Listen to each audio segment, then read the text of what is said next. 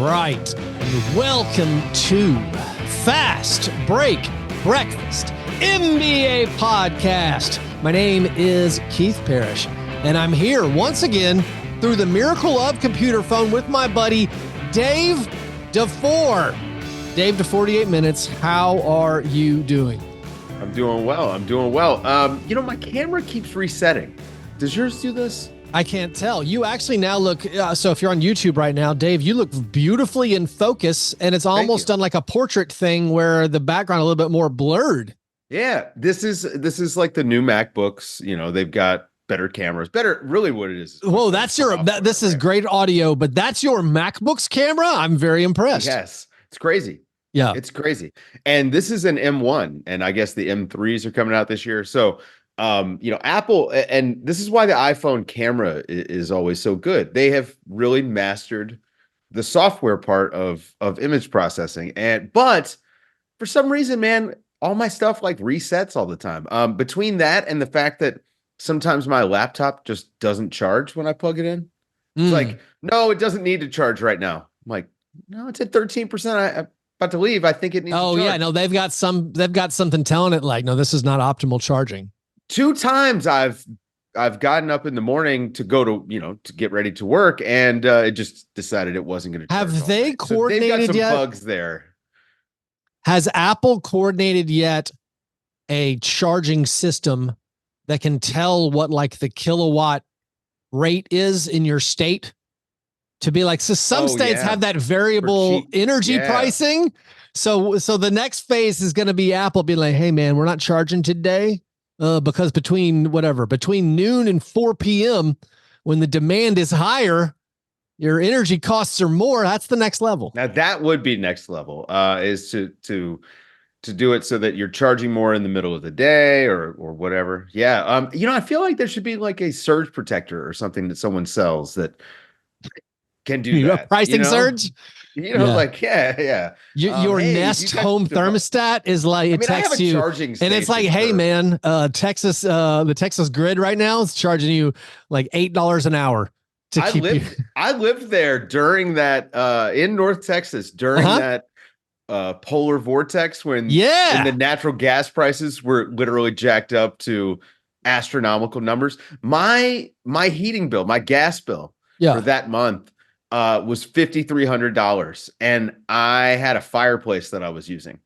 So, that's wild. Dude, I'm just doing bug-eyed look right now. Just so many people move to Texas thinking it's there's no state income tax, right. There are no rules, and then you're like, wow, it costs that much for property tax on a 2010 Subaru,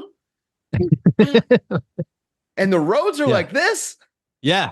That's liberty. That's Tennessee, the price of liberty. It's no income tax in Tennessee, and you feel it. And it's 8.25 sales tax. It's over 9.25. 9. See, now I went to, I spent some time in Tennessee, and I spent some time in Cleveland, Tennessee. Beautiful place. We used to go to Dalton, Georgia for gas because the Georgia gas so much cheaper. There's nowhere convenient in Nashville where we're about 70 miles from any border. Maybe, listen, I grew up with 69. I cannot believe I'm doing this. 69-cent gas when I got my driver's license. So when I was in college, it was like in Tennessee, you could pay $1.30, or you could go to Georgia. It was 10 minutes, 15 minutes, and pay like 99 cents. Yep. And when you're paying with the change out of your car, often that 30 cents mattered. I mean, we all remember the $50, $79, $99 Taco Bell menu. Feels like it was yesterday. No, speaking of, someone posted a McDonald's meal, and it was like, like a regular meal with like fries and a drink. And I guess they added an extra sandwich, which, that's living life. McDonald's meal. Carpe diem. $20. Yeah. Dave, this is as the parent of elementary school aged kids, this is all parents talk about now. It's like, hey man, do you know how much it costs to eat at Chick-fil-A? And you're like, I thought the thing about fast food was it was cheap. And it's like, it's not really cheap. I also thinking about states with no income tax. I don't know if every city is like this with your hotel taxes, where it's like this extra thing where they're like, oh, we'll pay for the Thunder's new arena. with an added hotel surcharge or whatever. The time that I went to the Grizzlies game this year, I took the family. We stayed at the Peabody, and we were like, we're gonna splurge, buy an expensive room. It was like like 195 or something a night, which honestly, that's the cheapest hotel in Nashville. But the hotel tax was $50. Where it was like the room, this is like you go to Vegas and you get those like whatever the resort fee. Yeah. And it's like, oh yeah, it costs $20 a night plus a $49.99 resort fee. That it's pays like Airbnb, man. Yeah. Where, hey, this place is only $80 for the night. Wow, it's got a hot tub. That's amazing. Here's a $1,000 cleaning bill. Yeah. And I don't know, man. So that's how we live in a time where everyone's trying to milk everything out of us. I was actually talking about this because I'm back into baseball. Yeah. Your baseball show with The Athletic. Yeah. Yeah. I'm producing the Friday baseball show on the Wind Up feed, which is fun. A lot of fun. Baseball, man. There's a conversation to be had there about how much more fun those guys have than the NBA folks. That's because Dave. That's because you're a tourist. You're a tourist in baseball right now. This is the Barton Fink. You're a tourist with a typewriter. I live really here, Dave. We're in NBA. You live in the NBA right now. You're a tourist to baseball. And you're like, oh, this is fun. I'm working with some very fun people. I'll put it that way. I'm having fun, very fun and positive. But getting back into baseball, I've got the MLB package. Cool. Now, where else do I have to watch games? And it is kind of like it's a little bit different than the NBA. NBA, I know TNT, ESPN, ABC, and then League Pass, and then depending on where you're at, you've got to have the local channel, and then NBA TV also, and then NBA TV also, and baseball. It's like, okay, you've got Fridays on Apple, and you've got some games on ESPN, and you've got obviously WGN, TBS, and man, it's just intense. And like the other night, I wanted to watch Oppenheimer, and I was like, "Oh, where's Oppenheimer? It's on Peacock." It's too much, Keith. Well, we got to go back to like LimeWire. You said, yeah, we're gonna go back to pirating. I need LimeWire for sports. I mean, yes. So I'm basically getting into for my media, getting into Plex, which is basically just LimeWire. Oh, I gotta hook you up. Let's talk later. Let's talk not on a public feed. But then you say like you're hunting for baseball. I'm still hunting for basketball. I sit down on Wednesday night and I'm like, all right, ESPN. I'm going to put that on one of my screens, and then ESPN will be showing a college basketball. I'm like, wait, what's going on? I'm like, oh, it's on NBA TV tonight because they're scared of college sports or what. ESPN wants to air good for them. ESPN airing all the Caitlin Clark games, getting massive ratings. Those games were fun, man. I mean, the Monday night women's college basketball drop kicked the NBA over the moon. I assume everyone watching UConn, USC, and Iowa, LSU. But this is an interesting thing because people want to make this a thing that it isn't. Number one, basketball is good. Yeah. Number two, it's high stakes basketball. I mean, like, look at how much we geek out and nerd out about these play-in games that aren't even really that, it's a couple bad teams in the NBA. I think Warriors Lakers is going to be an awesome one. It'd be terrible. But the built-in advantage, and it's why the NCAA men's tournament does great numbers too, even with a bunch of players nobody knows. I mean, the women's college game has all the stars right now, and that's why but those games were great. They also have a better game flow. I mean, we've talked about this. The rule changes that they made a few years back, going to 4 quarters, advancing the ball in timeouts. These things matter for watchability. And the talent is obviously there. It's been there for a long time. But it's high stakes basketball. We're going to tune in next weekend for the men's games too. Probably not the same way because they don't have the star power.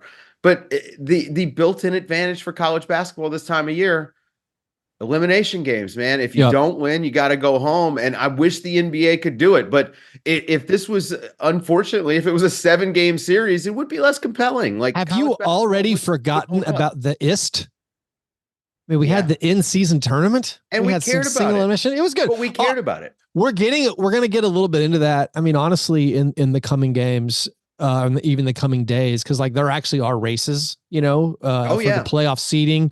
I mean, on Tuesday night tonight, Heat Knicks That's a massive game. Huge. And it's two historic rivals like going at it. You got what is it? Mavs and Warriors. Is that right?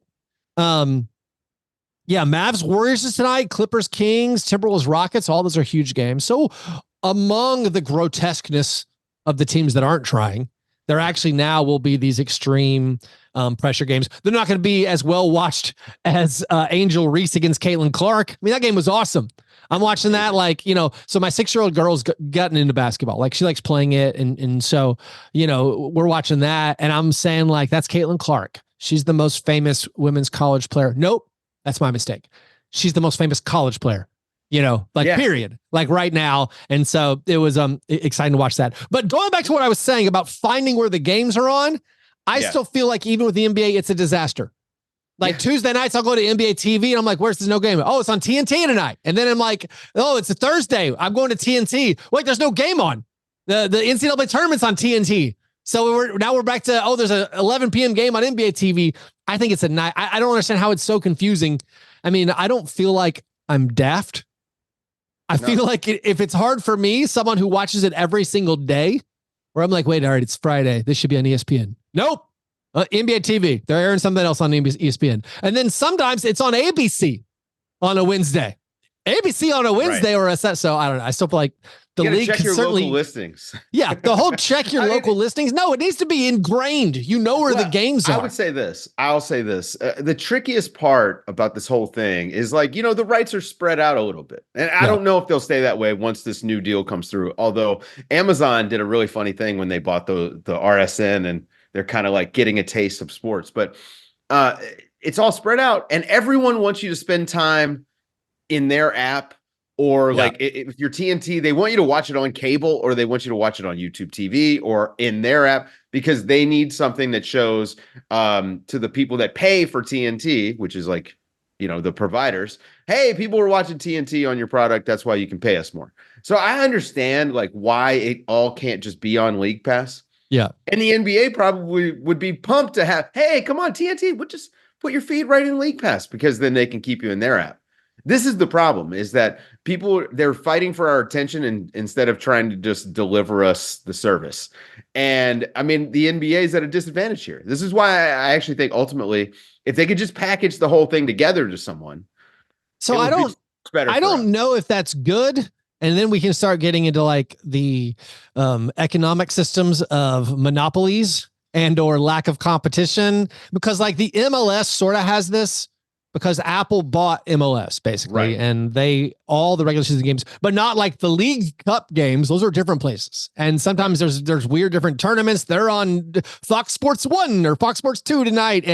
But with the MLS games on Apple, they all air at the same time, and they don't spread them out for whatever reason. It seems like they want all the games to kick off at the exact same time. I would hate that for the NBA. I value my 6 o'clock, 6:30, 7, these are my central time. I value those staggered tip times so I can watch different games. Soccer's a little bit different, man. I think that, you know, you get fewer people who are trying to watch multiple games at once. And, you know, in my experience, my friends that are soccer fans, at least, and it's more like they're watching their team, and you can't catch the other games.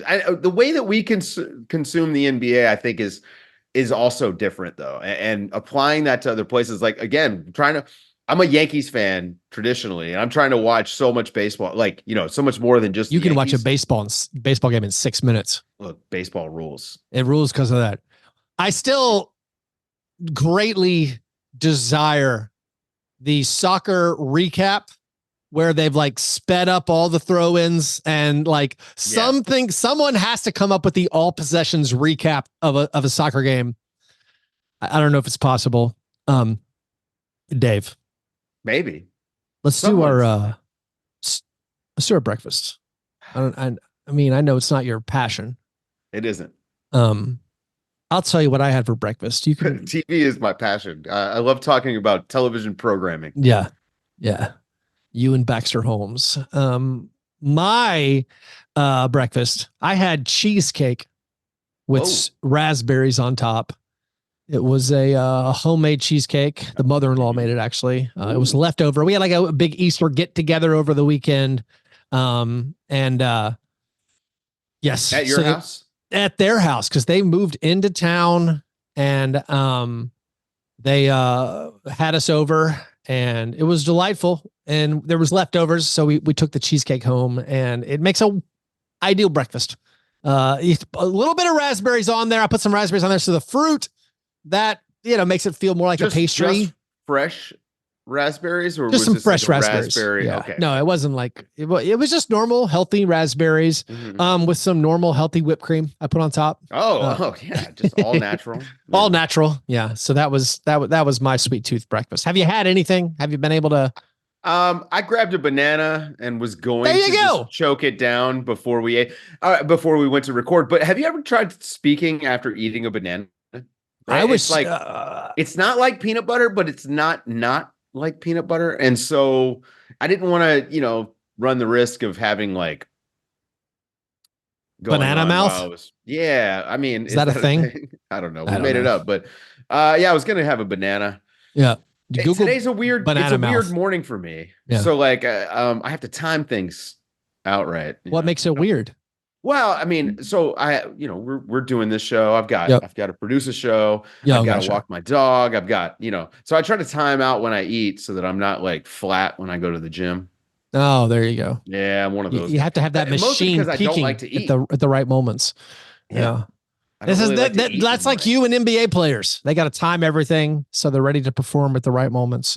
All right. So those were our breakfast. After our breakfast, we move to our breakfast in bed apologies. This is our chance to make right what we might have gotten wrong in a previous episode. I made a pretty big error. I'm sure people noticed it, but no one reached out to me to point out how dumb I was. This was funny because we specifically said last episode, we're talking about how like whenever you're just talking and recording live, you're going to misspeak a lot because like Reggie Miller misspoke in the Lakers game he was covering last week. But I was telling this thing about this alleged conspiracy about Shohei Ohtani. And I was saying they were saying he made this wager with some bookie in Japan where he bet at plus 2,500 odds and the payout would be 2.5 billion. I said he bet, I think 100,000 and it would pay out 250 to 1, which would be 2.5 billion. I knew when I said it, that math was wrong. I'm like, that's not right. The alleged story was that if he did in fact make a $10 million wager, which the math checks out. So the alleged story was apparently they're saying Ohtani made a $10 million wager on a 250 to 1 long shot. And I said, of course, that's patently absurd. How would a bookie pay out $2.5 billion? I don't believe your funny story, but I made a mistake. And for that, I apologize. Is there anything, Dave, that you want to make right that you feel like maybe you got wrong last episode? I wouldn't say I got it wrong, but I did listen back to the episode. I realized I sounded like a bit of an old man about the LeBron and JJ Redick thing. And really what I'm trying to say is it's just not for me. Yeah. That's it. I'm sure it's fine. You still sound like an old man. No, it's just not for me. Okay. Yeah. I mean, you sound kind of like a hater, Dave. Well, no, I mean, okay. I just don't need it. Gotcha. Yeah. That works. Yeah. If we were in therapy, I might point out that was maybe not the most cleansing. I mean, if I was being a hater, I could be apologies. A hater. Okay. All right. Let's settle down. Anyways, those were our breakfast in bed apologies. And I think this week, as we play around with format, let's bring back our steak and eggs best thing. The best thing we saw in the last week. We'll do that right after this short break. All right, Dave, steak and eggs best thing. Do you want to go Victor first or second? Yeah. Go first. What has Victor done this week that you love? Well, number one, Devin Vassell and Jeremy Sohan are out for the rest of the season. So Victor Wembanyama is about to just do amazing things for the rest of the year. Yeah. 40, 20, 7 assists. That guy's incredible. First 40-point game of his career. And then to bookend the weekend, right? It was Victor the other night. And then so you're saying again, 40-point, 20 rebound game. First Victor, rookie since Shaq to do that. Right? Yeah. And then LeBron pushing 40. Yeah. right? Goes for 40 on 9 of 10 shooting from three. He had statistically his best shooting game of his career. I don't know how the hell this guy keeps doing this. And the dichotomy, right? Like the juxtaposition, I should say. Victor Wembanyama is the future of the league, and LeBron has been the last 20 years of the league. And both of these guys put up 40-point games. Both are equally impressive. I mean, Victor Wembanyama in that game scored about every way you can, including like transition pull-up three from the top of the key. Just insane to see from a guy his age and his size. And then, I mean, LeBron just does amazing stuff. Like, Yeah. it feels like every time he plays now. So Wemby, I mean, it wasn't the perfect bookend of the LeBron against GG Jackson matchup where we had the oldest and youngest players in the NBA, where they actually guarded each other a few times. GG, who was not alive when LeBron entered the NBA, GG, who's younger than Bronny James. Like that was unique. But yes, you're right. Both those 40-point games. So Victor this year, he's already in the 5x5. Now he has a 40 and 20. And I mean, yeah, it seems like how many 10 block games does he have? Did he do one? He had a triple double. One. Well, he had, I think he had a triple double with blocks. He of course is going to lead the NBA in blocks per game. Whatever the ceiling is, incalculable right now. It feels like he's going to average 5 blocks a game next year. I think. I mean, he's figured out so much. And again, he has done this a lot of the year. Been a defensive player of the year candidate. I mean, when you watch this guy, he's having an amazing individual season, and he's not really all that great yet at defense. Like he just gets there because he can get there magically with his arms and his stride. Once he, and you can see it from between like his first week in the league and this past week, he has learned how to play defense, and he's in spots even sooner than he was like a month ago. As this guy starts to figure things out, again, I've made this joke like half the season at this point. Spurs need to go all in this summer. Yeah. I mean, Spurs kind of should just go all in. I mean, not all in as in like tie yourself up to bad players, but man, get some good players in there this summer. Like the time is now. Like if you filled the rest of the roster with NBA players instead of G leaguers and fringe G leaguers like they have been doing, this is like Victor's going to take them to the playoffs next year.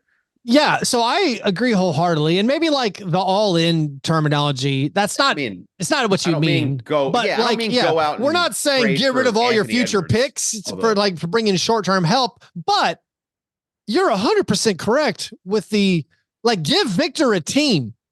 Don't do this again. Don't do what you did this year. I feel like what they did this year is still kind of questionable. Like you could have easily, I felt like, just surrounded him with more talent. Like they didn't even, I mean, I don't know if this was organizational malpractice or they wanted to have a bad record so they get a good pick again, but like they refused to play just Trey Jones, who's like the NBA's 47th best point guard, but still by far the best option they had. They refused to play him with Victor. It felt like they were purposefully being like, no, what if we made the team especially worse? And so like next year, like they need to be in the playoffs, because I feel like if you just put normal players, average-ish players around Wembanyama, like the Spurs are going to be super competitive. And I don't get I don't get what you're waiting for. Like just, he's ready. The talk about Trae Young is interesting to me. Oh, the potential trade. I don't want it. Listen, I get it, but I think they would be for me. Trae Young's not that guy. Like he couldn't be a number 2. So here's what I'm thinking. We just said Victor Wembanyama's ceiling incalculable. It is literally. So you know what I'm not going to do? Put any players with him that just aren't that guy. And I don't think Trae Young, I mean, I don't want to go like the hardcore. He's not a winning player. I mean, he's not though. But no, if I have this perfect thing over here, I'm only adding things that like complement this guy. I don't want flawed superstars. I don't want guys I don't want Zach LaVine's where I'm like, yeah, but does he have it? He's good. He can score, but like, so no Andrew Wiggins. I mean, Andrew Wiggins. That's a weird one. So Andrew Wiggins had that negative label, Could you imagine a Andrew Wiggins-esque revival for Trae Young? An offensive first, like. I will say this. I mean, Trae, and he was better on defense. Now he's got physical limitations he's never going to be able to conquer. But he was better on defense this year. So when you think about him as a passer and his ability to shoot, it's interesting. I don't think I'd give up, the house. But that's the thing. Then there's the cost. Yeah. It's like, is Trae Young, would Trae Young be a free agent and want to come sign with the Spurs to play with Victor? That's a certainly far different question than sending multiple picks to the Hawks. Listen, man, I mean, who's a free agent this summer? Who are we going to, is it DeMar DeRozan, Spurs reunion? Hey, LeBron James. LeBron James has some options. Now, I don't know, man. Like, if you're San Antonio, if you're LeBron, you take that phone call. If you host a wine podcast and you could go play for Pop, I mean, how could you not? I mean, like, there's no way it would happen. I would honestly, Chris when you consider the draft pick cost to acquire like Trae Young, just sign Tyus Jones, sign Trae Young's brother, just get competent players around it. And like, I'm not trying to speak out of both sides of my mouth when I say the Spurs should go for it, but like, I mean they need NBA players. Yeah, I just mean like, hey, it's not Blake Wesley and Malachi Branham and Jeremy Sohan point guard. No, just build a normal team around him and let Victor cook. Yeah. But no, he's amazing. Going to the LeBron thing. LeBron's 9 out of 10 from 3. So the Lakers have now won. What is this? 5 out of 6, 6 out of 7. Does it feel like these teams are putting it together because they have to, and like they've. Like the same thing with the Warriors. The Warriors have started winning games. The Lakers are winning games. I mean, they both look like they're certainly going to have no chance of breaking out of that 9-10 matchup. But is this the same thing where like good NBA teams in the fourth quarter, they finally put it together? They're like, listen, we're not going to lose to this sorry team. Or is it just random scheduling quirk, April and March or don't make any sense, or it's not real basketball? I think some of it's just random. I mean, like when you look at it, they're winning games with LeBron out. They're winning games with AD out. I think some of it's random. Although, big deal. They got Gabe Vincent back. Like that's actually big for them. They need more guards. Like they've needed Gabe Vincent all year long. I don't know, man. I don't necessarily think they're getting better. Okay. They're only going to go as far as they can get with LeBron and AD both being healthy. And if this LeBron ankle thing is real, which who the hell knows, man? Because he put up 40 on during this ankle management thing. So I think it's obvious they're just trying to get to the play-in. Yep. Get to the play-in, trust yourself to win 2 games. And if this team is in a series against, who's the 2 seed today? The Nuggets. It's going to change, right? Well, that's the thing where it's like you have these top 3. Nuggets. I mean, right now the play-in, although the Suns are threatening to pull out of it, like that's a tight battle we have now where like the Suns could rise out of the play-in, but more than likely, if you get a top 2 seed in the West, and it could be like the Thunder or the Nuggets, maybe the Timberwolves, you're going to have to face either the Suns or the Lakers or the Warriors. And that's wild where it's, I don't know. You have to face either Steph or KD or LeBron. Yeah. What's your strength of schedule saying? So right now, OKC has a half game lead on the Nuggets and a full game lead on the Timberwolves. And OKC has the 10th toughest schedule left. Minnesota has the 19th, and Denver has the easiest schedule, or 29th easiest schedule. So like Denver's a half game back. They've got the easiest schedule amongst these 3 teams. So it's going to be OKC or it's going to be Minnesota that the Lakers would theoretically play against. If I'm the Lakers, I probably feel okay about, especially an OKC matchup, because that OKC is struggling. They struggle with size a little bit. Yeah. And AD can play like a real big against them. LeBron can play bigger. I'm not saying it's ideal. I'm not even saying the Lakers would win. Even if Jared Vanderbilt comes back, it's a very It's a very similar matchup to what the Lakers had last year playing the Grizzlies when the Grizzlies didn't have Brandon Clark and Steven Adams. I think this year's Thunder team is better than last year's Grizzlies team, but it's some of the same issues. Some of the same issues of not being able to rebound and facing a Lakers team, which might be elite at rebounding. So that could be a tough matchup. And I think the Thunder probably feel pretty good about their chance to outshoot the Lakers, like for real. Like they probably say, okay, well, they can't hang with us offensively. So that would be, to me, one of the more fun first round matchups we could get is Lakers Thunder. Yeah. So when I think about maybe teams, if maybe it is just a random scheduling quirk that like the Lakers and Warriors are starting to win games. But I do think about other teams where they are specifically focusing on the postseason. And we've seen this for years with Miami, where Miami, all they care about is getting ready for April and May. And they do it, to the detriment. Like they don't care about a regular season loss.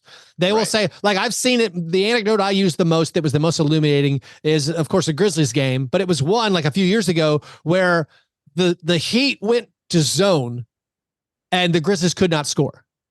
And the Heat did it for like 6 minutes in the third quarter and built up a lead. And then the Heat were like, all right, we're good. Let's not show anymore. And then the Grizzlies came back and won because the Heat are like, we're not going to do that. We're not wasting that on the Grizzlies. We're going to, and so you've seen it where teams just are working towards stuff. And we got a really interesting instance of this in the NBA in the last week, where the Celtics lost consecutive games to the Hawks. I mean, one was a 30-point comeback. That was just a weirdness. But then the next game, they lost in overtime. DeJounte Murray went nuts. And this DeJounte Murray is part of my steak and eggs best thing.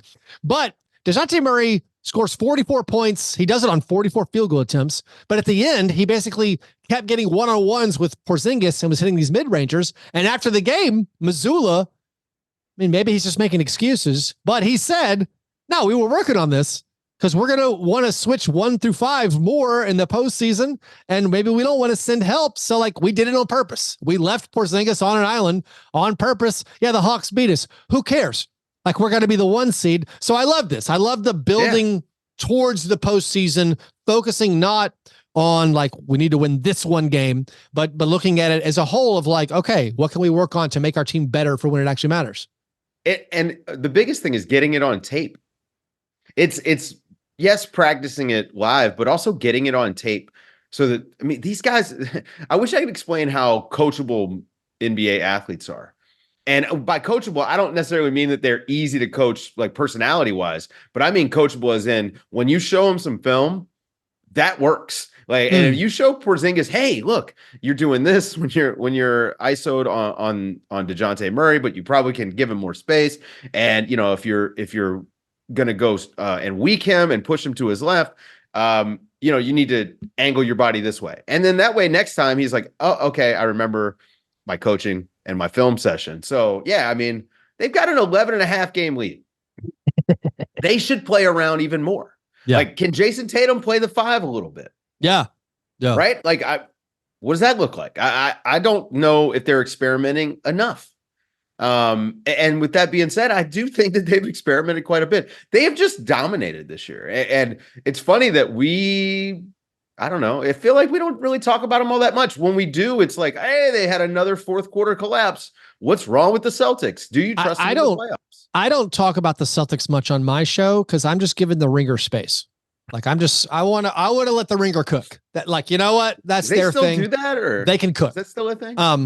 So DeJounte Murray's 44 field goal attempts, of course, that's a career high. It's the most field goal attempts in a game, or it was the most field goal attempts in a game for any player since Russell Westbrook in 2016. But lo and behold, Jalen Brunson, my guy, gets up 47 shots.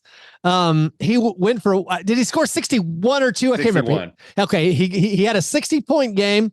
A lot of fun stuff about this. The 47 field goal attempts. That's the most field goal attempts for any player since Kobe Bryant's final game.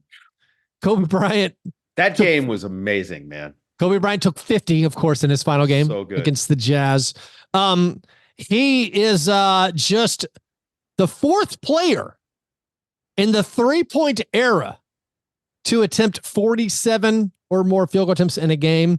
Kobe Bryant, Chris Webber did it once, and then Michael Jordan also did it. So those are the only guys. Jalen Brunson, Kobe Bryant, Chris Webber, Michael Jordan, the only players to attempt 47 or more field goals in a game in the 3-point era. I found it extremely delightful. I also enjoyed Victor Wembanyama, the future of the league, winning that game and launching the ball deep into the stands.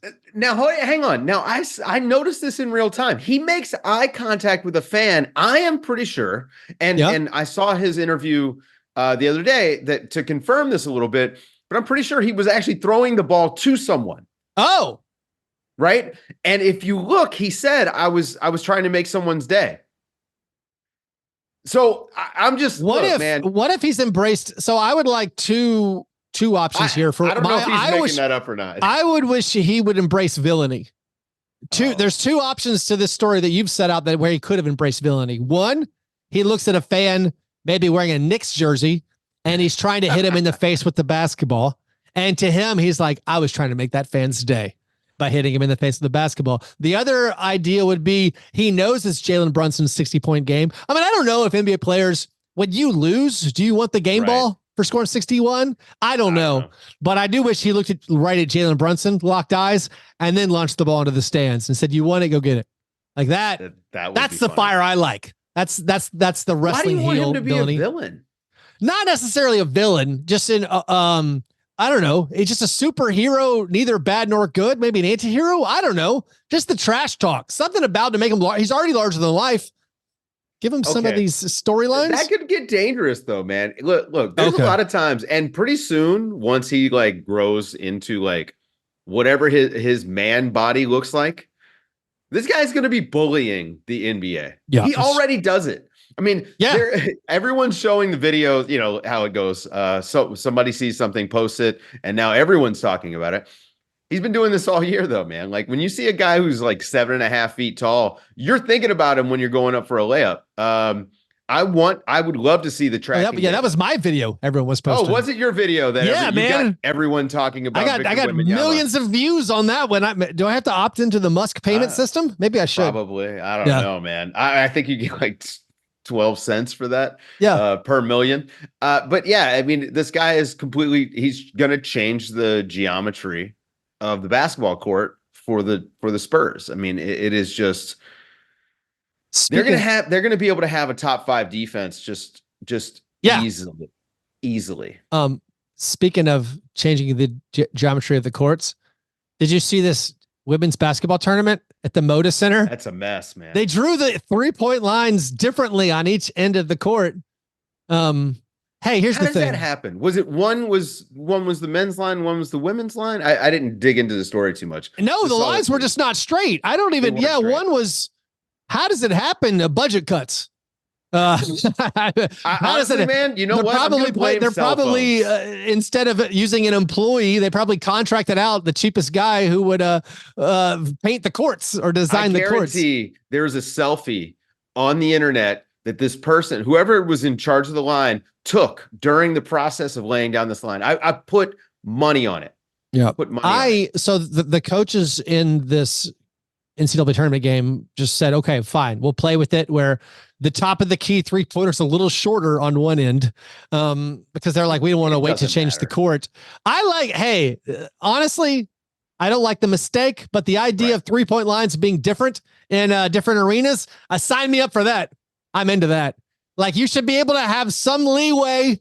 Like if you want to scoot it way back or bring it in a little bit, I think each team could make that choice. If you're the Grizzlies, as long as it's a minimum, like it has to be at least this distance. What thing is though? Now you create unfair advantage. Now you'll take 22 to 27 feet, anywhere between 22 and 27 feet, 28 feet. Keep pushing it back. That's what I would say. This. All right. So there's not really any incentive to move the line back. Yeah. If you're a team, right? Like. Why not? Why take away points from yourself? But the difference. Maybe you're a terrible 3-point shooting team. You'd rather have your paint dominance, your mid-range dominance over. If you're the Bulls, scoot that line back. We got DeMar DeRozan going to cook from 18 to 22 feet. They're going to guard you in the same places. But wouldn't you maybe take away? You'd make a 3-point shooting team shoot a worse percentage if you push them back. Oh, I see. You're using it as a defensive I'm using it as tool. defense. Yeah. Now that's interesting. That's kind of Yeah. like having like the big green monster. Yes. So right-handers, they're like if you have a left-hand heavy team, like if you're Boston, Yeah. all your hit, you should be trying to stack your lineup with lefties. Yeah. Right? Like you have that natural advantage. Yeah. I get it. I get it. I see what you're saying. But I think that the three-pointer is just too important to your offense. You're probably right. Yeah. Now the distance in a few inches being off between ends, it's inconsequential to the game. Yeah. I'm with you though, man. Listen, you just cannot make those kind of mistakes. It's too high stakes. But I bet someone's like, I'm laying down the 3-point line in Oh, Portland, and look, they just care about the thing. They care about documenting that they did. Oh, you're turning this into an old man take about social media. Because I guarantee that's what happened, man. Like people just don't pay attention to anything. What about next season, Dave, during the Emirates NBA Cup? God. If they experiment with loosey-goosey 3-point lines, every team do what they want. The opposite of our steak and eggs best thing is our cream of wheat worst thing. Here's my worst thing, Dave. Scoot Henderson. You all know this. I think everybody heard this. He posted the worst plus minus ever recorded for a single game. He was a minus 58 against the Heat. There's a Thomas Bryant highlight package floating around on the internet from this Heat win that makes him look like Wilt Chamberlain, just dominating. So Scoot posts the worst plus minus ever recorded. The Blazers lose by 60. At the very least, his plus minus was not larger than the final margin of defeat. That's something. Scoot is now the only player in NBA history to have multiple games with a plus minus worse than minus 50. Of course, I should throw out there, we only have plus minus records back through 96, 97, but still, that's kind of a long time. Almost 30 years, yeah. Yeah. So Scoot now has some tough games under his belt. Someone in a fantasy league I was in joked that we need to call him Sterling Henderson until he regains his nickname of Scoot. Not sure he's earned that nickname quite yet in the NBA. Yeah. Also, get this, Dave. The Trailblazers. All right, they lose this game by 60 to finish the month of March 4-13. They get outscored in the month of March by 150 points. So their net rating only a negative 8.7 in the month. Dave, the Trailblazers going 4-13 with a negative 8.7 net rating in March makes this their best March since 2020, 2021. Last season in March, they were 3-13 with a negative 13 net rating. In 2021, 2022, they were 2-13 with a negative 18 net rating. So this was in fact the winningest March since the COVID delayed season of 2020, 2021. What did they do in the season before that? They were great. They were great in March. Yeah. Although it was a little bit different because the league stopped, or it was more mid-season than late season, right? Because the league started late. This is also why I told Grizzlies fans to don't get hung up on trying to catch the Trailblazers post trade deadline, because they are the kings of tanking. You will never catch the Trailblazers. Now hold on. Now the Toronto Raptors. The Toronto Raptors are so this is like, you could call them the king, but they've only done it once. I'm saying we have 3 years in a row proof of concept that the Trailblazers will do what it takes. The Raptors, impressive, lost 13 consecutive games. Yeah. Also, by the way, I got to point out, and we've got another race here at the end of the season. Yep. What's this? The race to the bottom. Somehow the Detroit Pistons. Oh, it's been bad. Have a one-game lead on the Wizards. The Wizards were there for a while as the worst. Listen, now the Wizards, it's a new regime. This is year one of they're flipping the script and trying to tank and all that. And they're going to have to do it again next year. And they might do it the following year, right? Like the Cooper Flag draft and the Cameron Boozer draft. Cooper Flag's next year, right? Yeah. And then Cameron Boozer. Okay. So like you've got a couple of good drafts. And this year, famously, as people keep pointing out, is a bad draft. Like maybe one of the worst drafts since I don't know, 2000 or something. Role player draft, maybe. It'll be great, maybe, for the teams picking 20 to 40. But the last thing you want is a lottery pick. And if you're the Wizards, hey, how about a top 5 pick making tons of money for what is ostensibly like the talent level of like a seventh or eighth man. That's not great. So they've kind of got themselves into a weird spot. But if you're the Pistons, what was losing all those games for? Well, Like, I mean, you're playing we're just around now talking with about, we're fire. just because of the flattened odds. Look at what they're doing in Toronto. All we're talking about is a worst case scenario dropping Sure. was it dropping to 4 or 5 or whatever.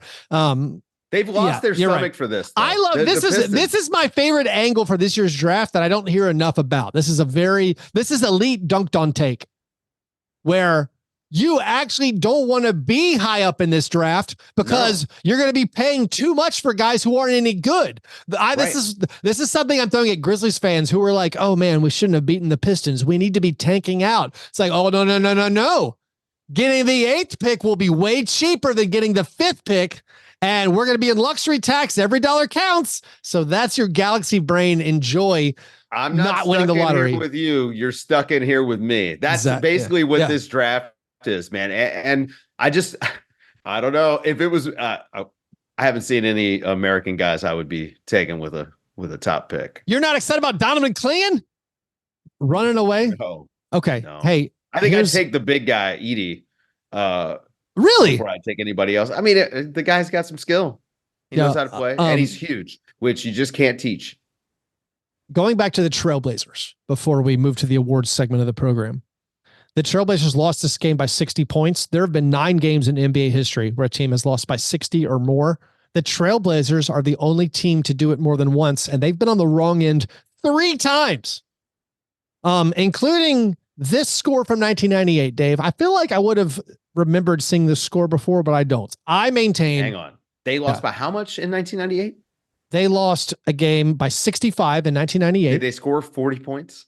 Dave, they scored 59 points. Oh my God. I nominate this as the most embarrassing score I've ever seen. I think this is more embarrassing than the Thunder losing 152 to, what was it? 152 to 79. I think, yeah. So who's the best player on that team? 98 Trailblazers? Scottie Pippen? I have no idea. Pippen? No. Let's look it up. 98, he was still in Chicago.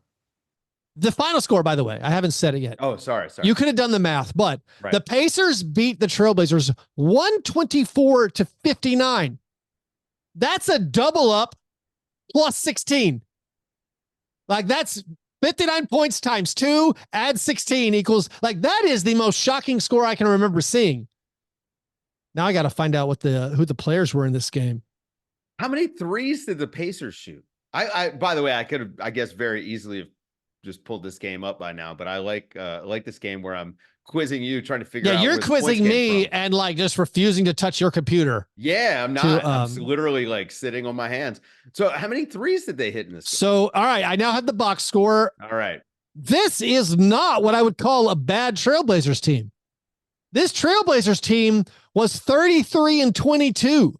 They started Damon Stoudemire, J.R. Ryder, then Arvydas Sabonis, Rasheed Wallace, and Brian Grant. This is a good basketball team. Yeah. They were 3 for 17 from the 3-point line. The Pacers were on fire. Were 9 out of 15 from the 3-point line. The Pacers started Reggie Miller, Mark Jackson, and then you had Rick Smits, Chris Mullin, and Dale Davis. So a very good Pacers team. This was the Pacers team that gave Scottie Pippen and the Bulls a really tough series in the playoffs. The second half score was 65 to 30. The Trailblazers, their highest scoring quarter was 16. They scored 14 in the first quarter, 15 in the second quarter. Is it an Indianapolis game or is it a Portland game? Yeah, it was a road game. Where were they? All right, now I mean, this is the best score I've ever seen. To back. I don't know. Were they? I'm not answering any more questions till you open a browser window and try to find some of them yourself. So anyways, Trailblazers, yes, they lose some big games historically.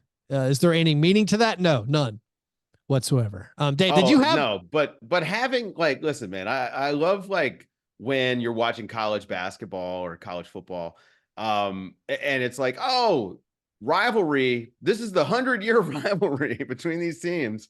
It's like, yeah, Awesome. Wow, they won that one in 1908. I wonder how that applies to today.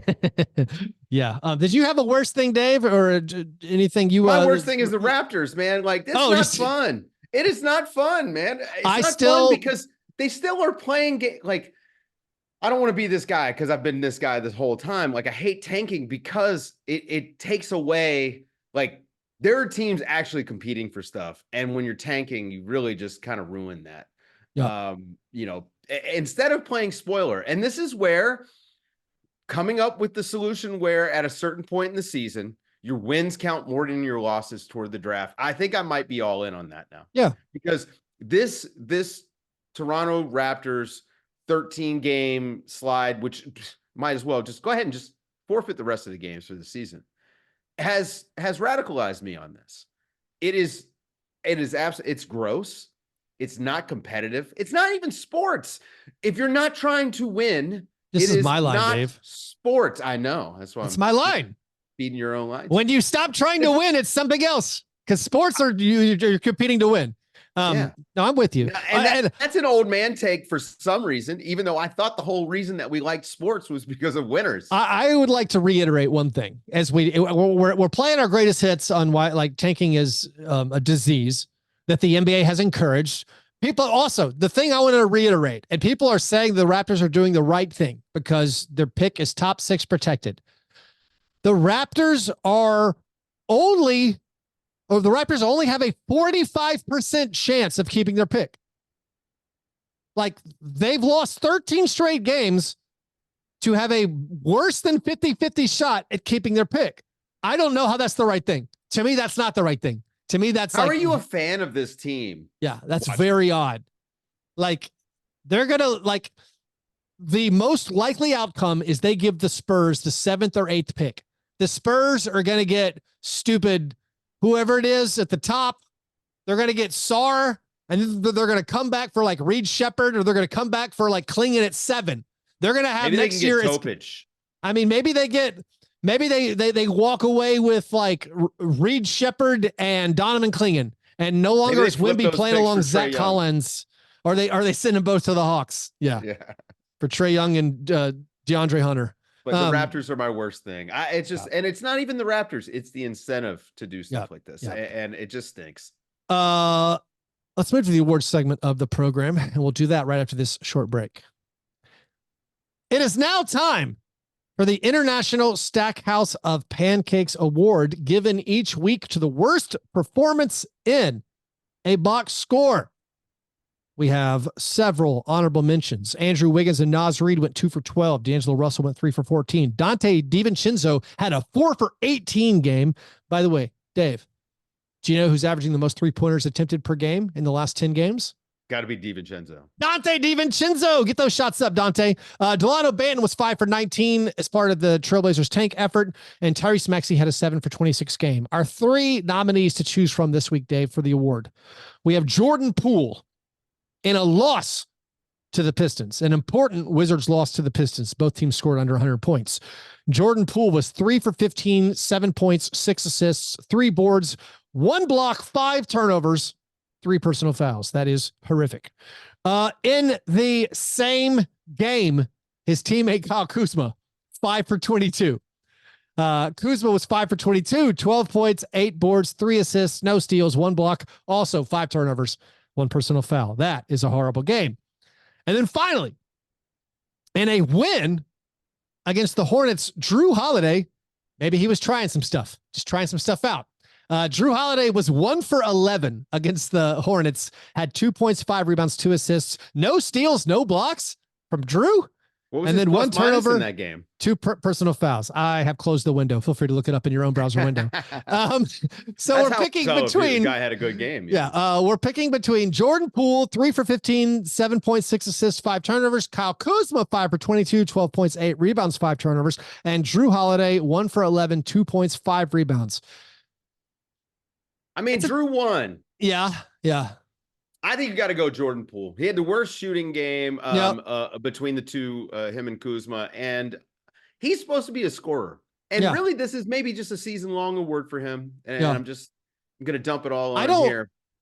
I don't know what the differentiators are for this one. These guys are also close to me. Yeah, I'm fine with Poole getting it. I mean, 3 for 15, 7 points, 5 turnovers. Just that's disgusting.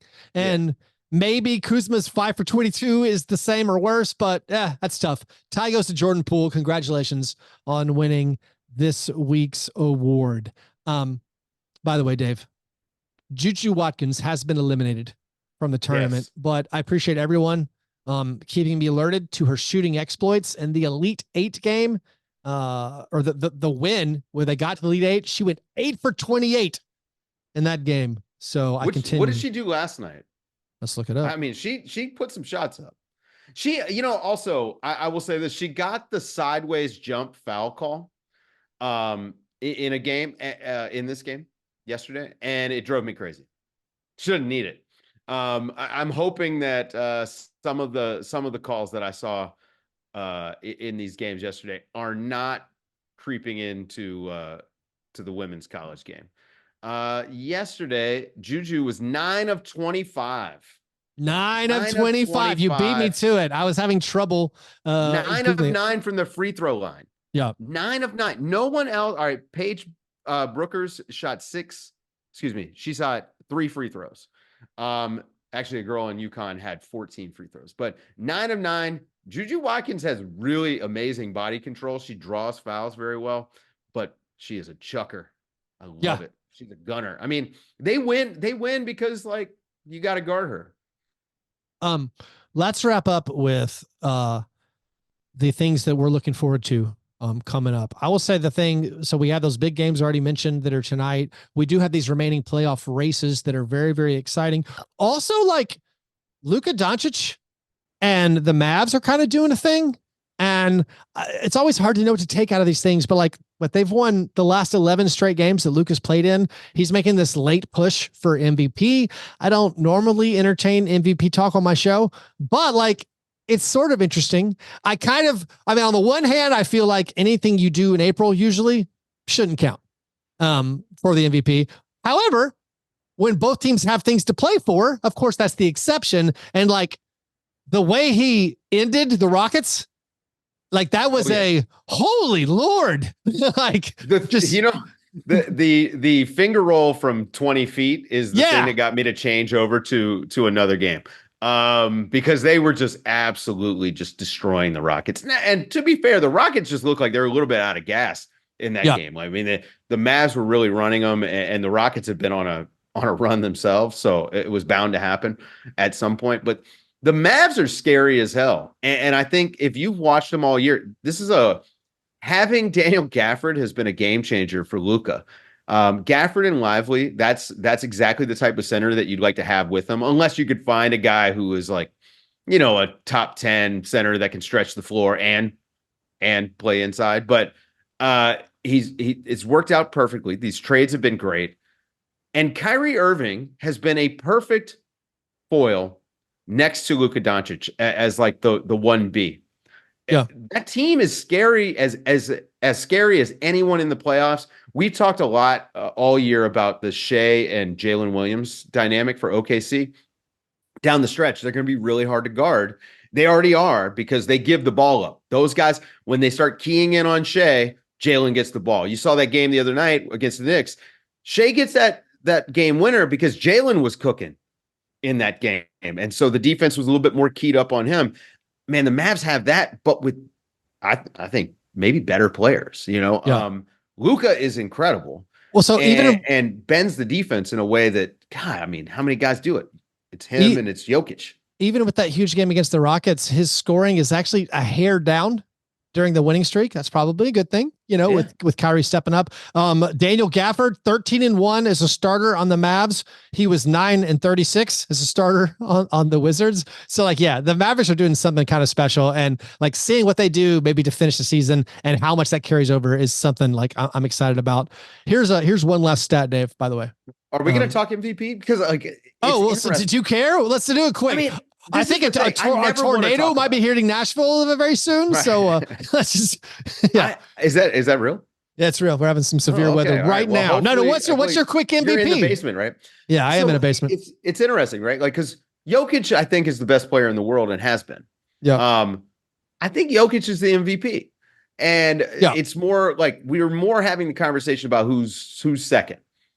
The Shea stuff is funny. I think Shea gets credit for defense that isn't quite uh up to like, all NBA defense level. Like he gets a lot of steals playing center field, playing off the ball, things like that. And I think that skews the conversation a little bit when people are comparing Shea and Luka, especially.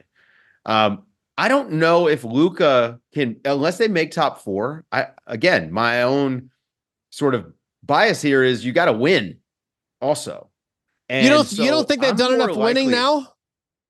I mean, like I feel like all it's those a teams are close enough where season-long like, award. yeah. And I think that when you look at this season or you think about the season, you're going to think about Luka, but I think Shea is more of the MVP is a narrative award. Yeah. To a certain degree. Like, yes, the numbers certainly matter, but like winning matters too. Remember the year that Russ won, he got the triple double, won MVP. Yeah. I mean, I thought Kawhi or James Harden probably had a better case because of all the games won. Russ had a special circumstance where he had all these clutch performances that stood out, right? And so I think, like, barring that, I probably lean Shea second. Interesting. So team success.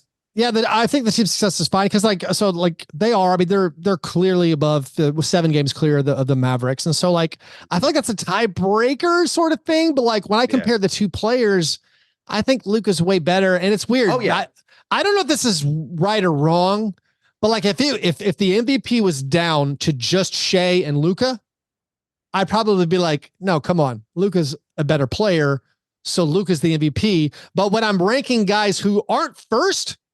Like if I'm saying Jokic wins MVP, I don't mind when I'm ranking him to be like, all right, Shea gets ahead of Luka because it's like a season reflection of the season. I don't know if that's right or wrong, but that's kind of how like my mind works. And I feel like for whatever reason, Giannis has been shafted all year in these like narrative discussions.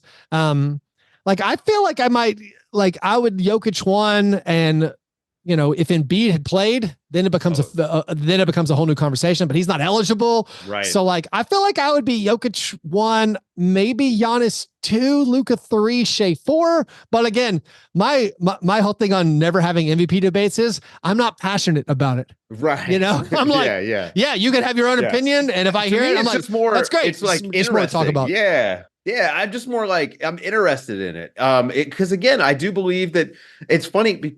People don't like narratives in the NBA. Like it's one of those things that people talk, it's all narrative. No, but narratives over the course of a long season is how you connect the season. Yeah. Me talking about pick and roll coverages from November doesn't do anything for us in March when I'm trying to remember what the season has been. It literally like we experience sports as a narrative. It's why we like it. Yeah. And so I think that the narrative ties with these awards are important. The Giannis stuff is funny because if they don't change coaches and let's say they're on the same trajectory and they're the second seed, and although I would say being that far behind the Celtics, it'd be tough for me to think MVP, but that is really what it is. If we hadn't had the coach change, if we hadn't had the whole thing where Doc Rivers is saying, I wouldn't wish this job on anybody. I told him to wait. I told him not to hire him. If we weren't doing all this, we probably are saying, wow, Giannis is having an incredible season. Yeah. Because he is. He's been ridiculous. If you could start your franchise with one person, would it be Giannis or Joe Mazzulla? No, you know who here's another MVP candidate, Dave. Devin Booker when he plays the Pelicans. Devin Booker's gone for 50 points the last 3 times he's faced the Pelicans. No, man, last week the Suns were almost out of the play-in. Yeah, and they've bounced back, and now they're pushing playoffs. Yeah, they're pushing the 6th seed. No, I want to end the show with an acknowledgement of apparently one of our biggest fans in the NBA, a guy who was distraught when Fast Break Breakfast went on hiatus. That is Tyrese Halliburton, and here's how I know he was distraught.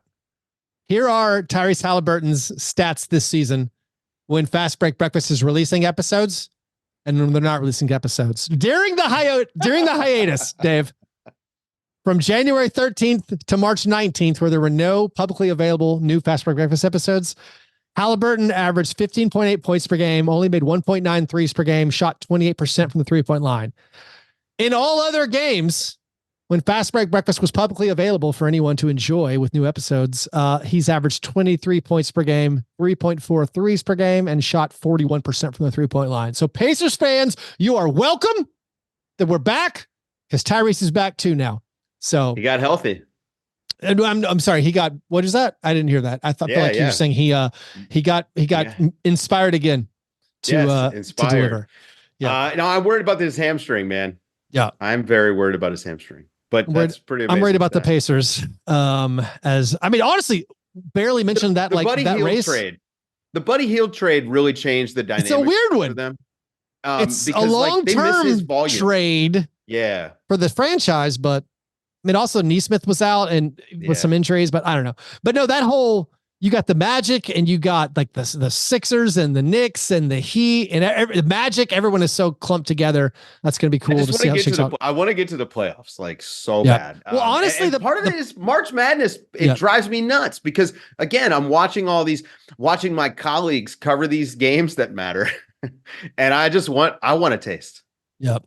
I'm telling you, just watch the stand. I mean, watch the schedule. We're having these showdown games. They're going to be March Madness-esque / carryover into April.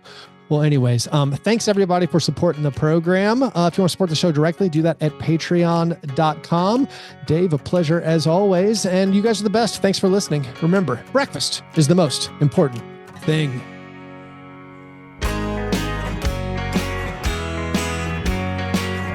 Yeah, never apologize for being G&G. Fastbreak Break, man. You understand?